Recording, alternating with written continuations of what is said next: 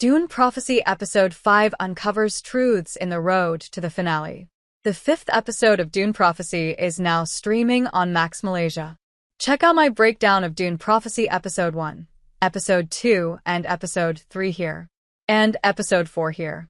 Set within the expansive universe of Dune, created by acclaimed author Frank Herbert and 10,000 years before the ascension of Paul Atreides, Dune Prophecy follows two Harkonnen sisters as they combat forces that threaten the future of humankind and establish the fabled sect that will become known as the Bene Gesserit. Dune Prophecy is inspired by the novel Sisterhood of Dune, written by Brian Herbert and Kevin J. Anderson. Cast includes Emily Watson, Olivia Williams, Travis Fimmel, Jodie May, Mark Strong, Sarah Sophie Busnina, Josh Houston, Chloe Leah, Jada Nuka, Phalion Cunningham, Edward Davis, Aoife Hines, Chris Mason, Shalom Brune Franklin, Jaihi, Taboo, Charithra Chandran, Jessica Barden, Emma Canning, and Yaren Ha. Alison Shapker serves as showrunner and executive producer.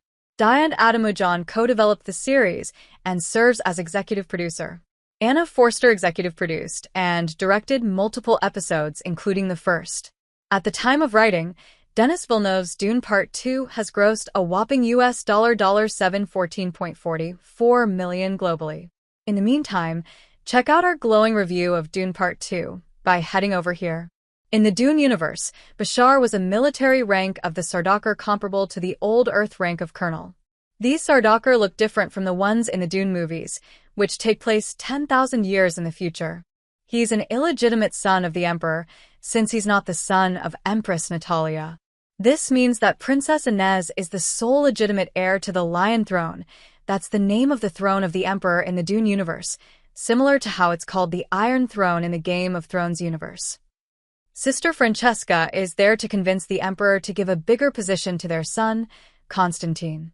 If you remember, Mother Superior Raquella Berto-Anral was the founder of the Bene Gesserit, as seen in Episode 1 of Dune Prophecy.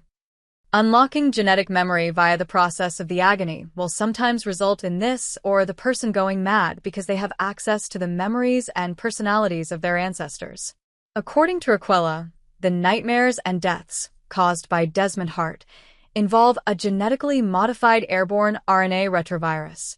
Raquella also mentions that the virus was originally created by the thinking machines during the Butlerian Jihad War in what was called the Omnius Plague.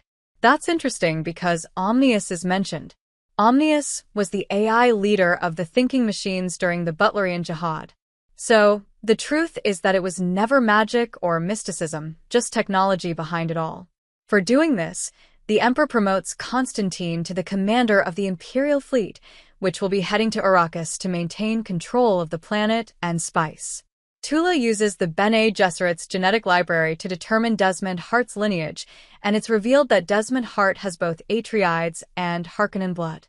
In the future, Paul Atreides is also of Atreides and Harkonnen blood, and is the eventual result of the Bene Gesserit's long-term plans.